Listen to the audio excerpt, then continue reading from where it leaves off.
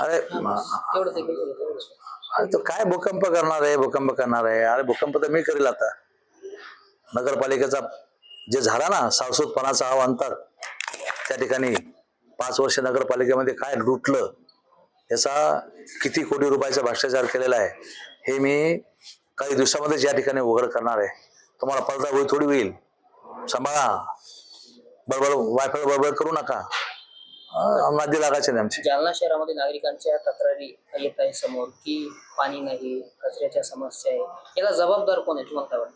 अरे बघा, ज्यांच्याकडे 10 वर्ष महानगरपालिका नगरपालिका होती त्यांनी काय दिवे लावले ते जबाबदारी त्यांना, ते जबाबदार आहेत. टॅक्स भरमसाठ वाढवून ठेवला.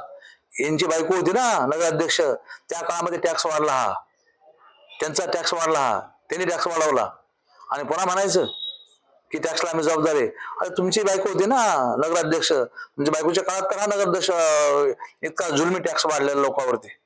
आम्ही या संदर्भामध्ये निश्चितपणे विचार करू आणि सावधान मी सांगतोय की फार मोठा भ्रष्टाचार तुमच्या समोर येणार आहे काही दिवसात.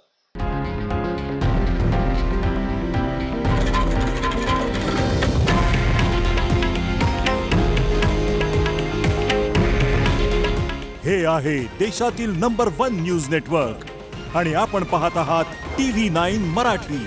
काळजी तुमची, हित महाराष्ट्राचं.